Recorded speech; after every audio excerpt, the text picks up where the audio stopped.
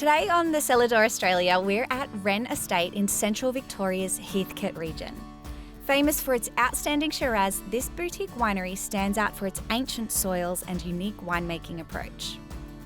We're going to meet Michael Wren, the winemaker behind these exceptional wines, blending tradition and innovation to bring us some outstanding yet affordable wine. Join us as we learn the age-old technique of stomping grapes before we pair it all with a delicious platter made with some local produce. Join me, Yazmin, and let's uncover the secrets behind Wren Estate.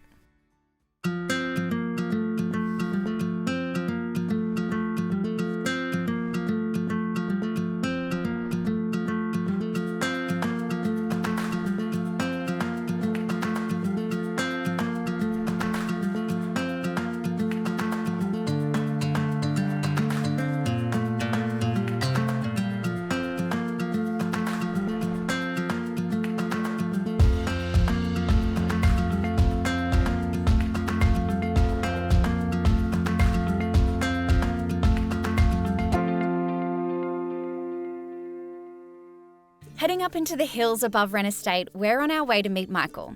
A graduate from the University of Adelaide, Michael's winemaking journey has taken him from the vineyards of Portugal to the valleys of Napa. His global experience is now the driving force behind the distinct wines that are crafted here. Let's find out more about Michael and his stunning winery. Hi Michael, thank you so much for having us here at your winery, Wren Estate in Heathcote. Yazmin, you're very welcome. Great to have you here. Thank you. Now you have quite the prolific resume when it comes to wine. You've travelled and worked all over the world. How come you've decided to settle your winery here in Heathcote? It maybe found us, right time, right place. We were looking for a year and a half before we found this place. Heathcote was perfect for me in terms of my background and the regions where I'd mostly been making wine. My background was with making fuller-bodied wines. Finding somewhere north of Melbourne was always going to be the best option for us. That it was the wrong size for most people, but it was perfect for us. It's absolutely beautiful as well. It's a stunning little spot that you've got up here. It is. You're here at a good time, actually. Things have just quietened down. We're finished the vintage, so we finished picking a few weeks ago. So you can see the vines are now moving into their lovely autumn colours. It's been a difficult vintage. We had a lot of rain early on and then not much rain at all. And so the poor old vines, I think they're in need of a bit of a rest. But they've done well this year. The fruit came off looking spectacular, so very happy. So we're going to have a good season coming out of it? Yeah, it's going to be a little bit smaller, but the quality's fantastic. So that's what we like. All the hard work that went on early in the season has paid off, so we're pretty happy. Fantastic. This is all your vines sort of behind us? This is ours, yeah. We're a bit under 15 hectares of vineyard, all sitting just over 20 years old, and then we've got another 8 hectares of olives down the bottom. Just an extra little hobby to have? Yeah, vintage with the grapes wasn't enough, so we thought we'd have 2,000 olive trees down there as well. I don't know that. Just to keep us busy. Now that we've delved into some of the history of Wren Estate, it's time to taste the fruits of Michael's labour. Let's uncork a bottle of his Shiraz and experience the exquisite flavours that have earned Wren Estate its esteemed reputation. So this is one of our Shiraz. So this is the Games of Foot Shiraz. This one I thought was a good intro to us and to our wines and what we're about here. We're 4 blocks, but we're a lot more blocks when you actually break up what we're sitting on here. And this was one of the keys that interested me looking at this vineyard when we were coming to buy it. In terms of the Shiraz here, we've actually got 16 different clone and rootstock combinations of Shiraz. So each one of those becomes its own block. We pick each block separately, ferment separately, and then after the vintage, I put them back together the way I think they sit best. So it's kind of a nice way just to ease into us and to what we're about. Should we try some? Cheers. Cheers. If that's your entry level, yeah, I'm looking forward to see what. Pretty happy with this one. So it's very much a reflection of place. Heathcote, even as our entry level, you can still see there's plenty of fruit coming through there. It's got a beautiful body to it without being heavy, because we want the range to build as we go through. Yeah. So this one's very much got a fruit focus to it.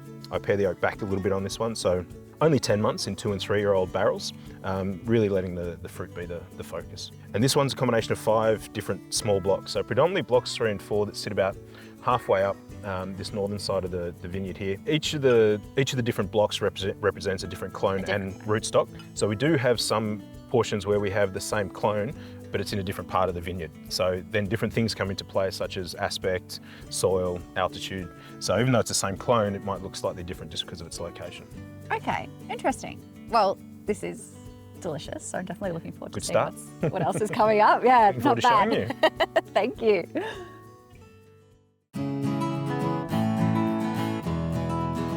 It's time for us to head down from the hilltop and head indoors.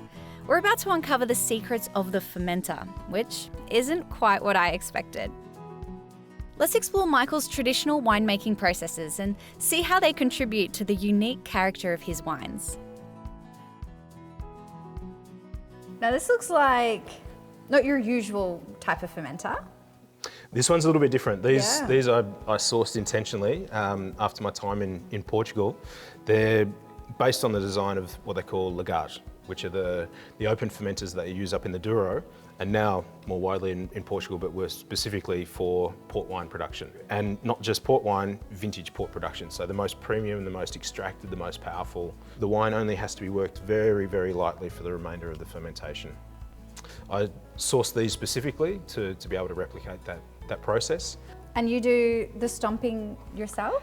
We do on our premium. We'll get in there. There's normally kind of 4 of us will get in, do the 4 hours. There's a bit of wine lined up on the side, so it gets a little bit rowdy by the end of the 4 hours. But yeah, people kind of love it for about the first 5 minutes, and after that they lose a bit of interest in it. But it's a really important part of our process and part of the character of our wines. All right, well, I think for today, I'm going to keep my shoes on, but maybe we can go into the cellar door and have a look at some more wines. Let's go and have a look at some wines and maybe have some lunch. Love it. Let's go. All right, I'm definitely ready for some more wine. Let's head inside Wren Estate's beautiful cellar door. We're going to meet Michael's wife, Barbara, who has laid out a stunning platter.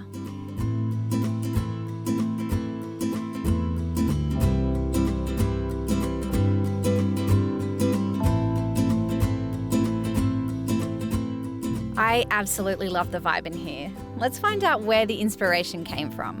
We actually went to France, just before COVID start, and then we went to Burgundy and Bordeaux, and there's amazing chateau there, the old world, the bricks and stuff like that. And then we're just thinking, why we don't bring that back to Australia? And then obviously during COVID, Michael did a lot of work himself and put his input. Yeah. Well, yeah, I did the work, but Barbara comes up with the designs, so it's all her inspiration. She's got a good eye for design and layout and all that sort of thing. I'm pretty hopeless. I can't sort of see things until they're in place, but Barbara sees them. Makes you a good team. Yeah, I think so. And I noticed there are a few picnic tables and tables outside. Yeah, the weather here in spring, especially and summer, is stunning. So to sit in front of the vines on a nice day and have a platter and a bottle of rosé or Marsanne or something like that, not a terrible way to spend an afternoon. What a way. I love it. Join me after the break as Michael takes me back out to the vineyard. We'll be exploring Block 9, where Wren Estate's premium grapes are grown. We'll see you soon. Welcome back to the Cellar Door Australia. Michael is about to lead us into the vines, where we'll get a first-hand look at the origins of some of the premium wines he crafts here at Wren Estate. Let's discover the source of these exquisite Shiraz grapes. So Yazmin, we're just walking down here into the top of our north block. This is where actually our premium fruit tends to come from, that goes into either our premium single blocks when we do release them. And the idea is that they'll only be released maybe 3 times a decade, only when we have absolutely exceptional vintages. So we've got Block 9 here, which is a wine we're going to have a look at a little bit later on. Block 9 is only 4 rows, so we're already moving into Block 8 here, which is 12 rows and a completely different clone of Shiraz. Yeah, and so close together as well. And absolutely. So this is kind of one of the keys to us when we got here and had a look at what we're really sitting on. But when you look and you've got all the different clone and rootstock combinations, they all throw up different characters, flavours. You've actually got a lot of different wines to deal with and play with. You're not just dealing with 16 Shiraz that look the same. They actually often look quite different, so that we can catch something exceptional rather than just putting it into a tank with 3 different blocks, because that's how much space there is in a tank. And it gives you a wider profile as well of wines that you can create. It gives me more fun to play around. This is one of the big things I learnt from Portugal, very much old world winemaking techniques. If you had a variety that you loved, but maybe it had low acid or low tannin, especially in warm years, you needed to grow other varieties around it so that you could blend those in, produce a complex and balanced wine. And you look at them by themselves and they look nothing like each other. And for me, that's a real skill. When you're taking 4 different varieties that look nothing like each other, putting them together in different percentages year after year, and something which I really appreciated picking up from my time in Portugal and wanted to bring here. And you mentioned briefly that you do hand pick. Everything's 100% hand-picked here. We can't because, as you can see, 4 rows, our blocks are so small, we might pick 8 times a vintage or more. So we're only taking small parcels at a time when I think the grapes are perfectly ripe. So we're basically just taking the very, very best quality fruit into the winery. It's a lot more expensive and time-consuming, but it's well worth it. Let's keep on wandering through the vines. It's time to go and have a look at block 1. So which block are we in at the moment? So this is an interesting little block. This is actually block 1, but it's better known to us as the SRM block. And what does SRM stand for? So SRM stands for Shiraz, Roussanne, Marsanne. So Roussanne and Marsanne are both white varieties, and Shiraz is a red variety, of course. When we first took over here, I was going through inspecting the vineyard, and when I hit this block, I'm walking down rows of beautiful Shiraz grapes, then all of a sudden, white bunches start popping out in front of me. Unexpectedly. And I hadn't been told anything about it, but it all made sense when I went to the end of the row and had a look at the map and what used to be here. It used to be Roussanne, which is a white variety. So I thought, rather than just throwing it out or not using the white grapes, we could create a new wine from that. I had to go through and then check every vine and work out what sort of our percentages were in terms of fruit to make sure there was enough. And fortunately, the very next block, sort of 3 rows down, is our Marsanne, which is our white. So that Marsanne just tops up the percentage a little bit. So we normally end up with around about 5% of white fruit. And it's not massively overt the way Viognier is in terms of its fruit, but it just adds a lovely oiliness and silkiness to the wine. So it doesn't take it in too far of an off direction, but just adds a little bit of character to it. And this is the SRM? This is SRM 2019. So this was the first vintage of this wine. It then spent just over 12 months in new 500 litre French puncheons as well. So not looking to overpower the oak, but just to, again, work with the quality of the fruit. Delicious. Very delicious. Yeah, it's a lovely little wine, this one. It's not, as I said, it's not a big wine. And I very much like having brightness in our wines, even if they've got weight, concentration and power. I still want them to be bright and fresh. Yeah. And that white fruit just helps that along. As I said, it doesn't change the flavour direction too much, but Roussanne especially is known to be quite an oily and honeyed variety, and it just adds that little bit of silkiness and smoothness to the palate and gives it a bit of length as well. Yeah, no, I definitely get all of that in there. That's lovely. Let's head back to the cellar door now. I'm feeling a little bit peckish, and I think I could use a platter to pair with all this delicious wine. Well, this is quite the spread you've put on for us. Now, you generally offer this kind of food at the cellar door? Yeah, Barbara's an amazing cook chef. She comes up with incredible dishes, and she's very much generous in terms of the portions that she likes to serve. So this is actually a platter for 2. We do platters for 2 and 4. But also handmade Chinese dumplings, which she does on a pot sticker. So 5 different flavours, and you get 5 of each with a little bit of vinegar. One of her lovely Caesar salads over here, and she also does some anchovies and caprese salads and a few different things. So this is the normal menu. We do occasionally special events. We've got one coming up for the Heathcote show long weekend where Barbara's doing 3-course Peking duck lunch for that. So she's pretty clever. Barbara, quite the chef. Trying to be, yeah. All right, I think we should try some. Yeah, let's have a look at this one. So this is Elementary, which is as I mentioned, our reserve blend. So blends of small different blocks of Shiraz from the home vineyard. All 3 blocks come from the top of the north side of the vineyard where we were having a look a little earlier today. And over the years we've been here, I've found that's where our really premium fruit tends to come from for the wines that we want to age. So it's 100% of block 9, about 70% of block 8, and about half of block 6. That's... So 24 months in barrel. You can see the silkiness and beautiful weight without being heavy or overpowering that the wine has. Again, that bright red fruit, but then that lovely underlying darkness that follows through. Yeah, no, there's a lot to it. It's amazing. As Michael mentioned earlier, they're not only harvesting grapes during vintage, but also olives too. Let's find out what makes these olives so special. Firstly, their age. They're just up over 20 years old now, so they're sitting in a beautiful spot in terms of neediness. They're actually very, very low maintenance. They're sitting in a really nice space. Olives are a bit of a grind for the first 8-10 years. You don't really get any fruit off them until they reach that point. We've got 4 different varieties, and very similar to what we do in the vineyard, we do the same in the olive grove. So we pick all 4 varieties separately. We pick them at a point where a couple of the varieties are looking really ripe and nice and rich, and a couple which are slightly later ripening are still got a little bit of a green character to them. Like to blend a little bit of the rich with a little bit of the bright and green, just to give it some really nice complexity, some spiciness, but also a bit of richness as well. Nice balance. And this one is Piquois. You know, one of the olives, they call it Piquois. This is very green and very spiced. If you can, see the color is very green as well. The other kind, like, is more golden. This is more green, if you can see from there. Sensational. I love it. We've got all sorts happening. We've got the food, we've got the olive oil, we've got the wine. Yeah, we're all sorted. Previous owners were Italian, so I think it's very much an Italian. Having the olives and the grapes in the same property is a really nice thing to have, and having beautiful food to go along with it kind of just brings it all together.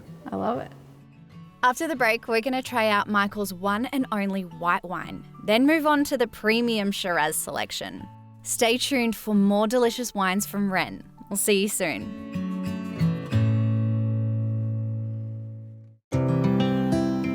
Welcome back to the Cellar Australia. We're at Wren Estate and we've tasted several reds already, so it's time to cleanse our palate with a white wine.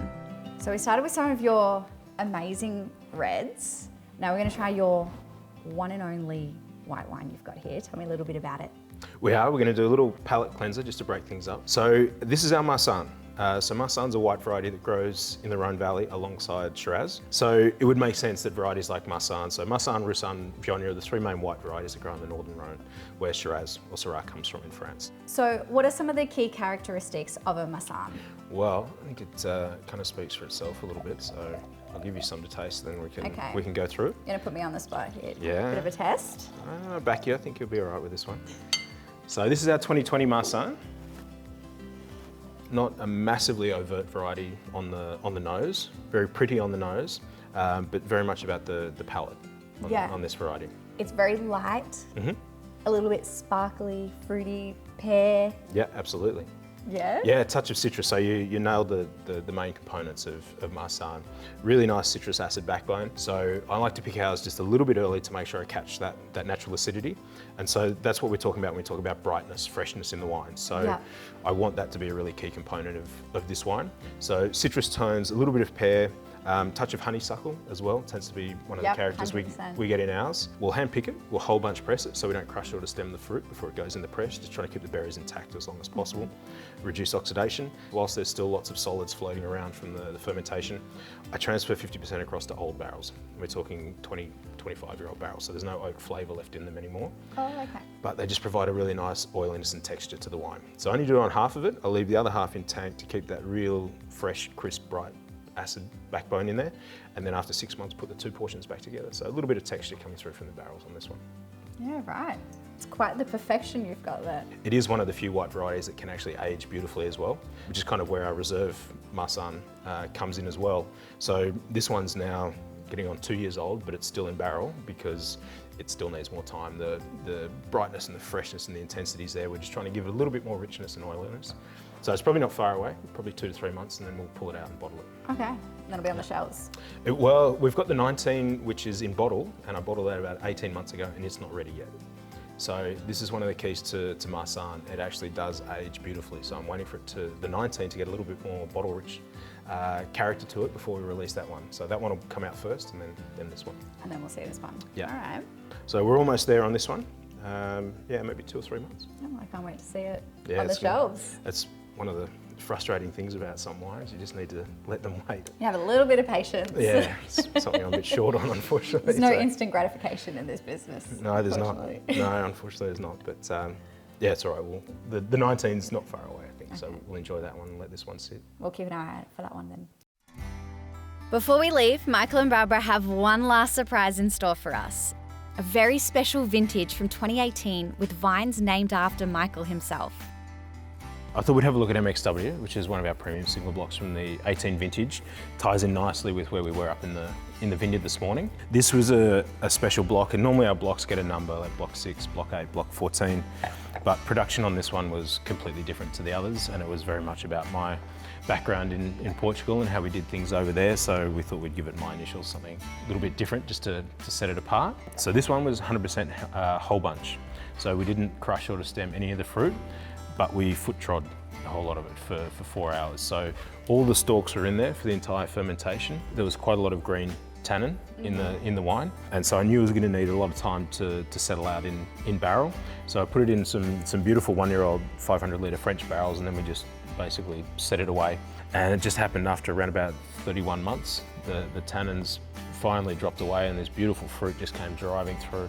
Because of that foot treading, the structure of the wine is absolutely stunning. Yeah, it's incredibly aromatic. Yeah, but there's just a wonderful structure to it. It's very silky without being heavy.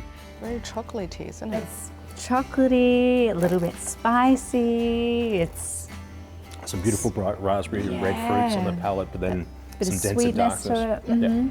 So this one's very much a baby, and it's actually beautiful to drink over a couple of days. We'll have it open for 3 days, and it'll just continue to open up over that time.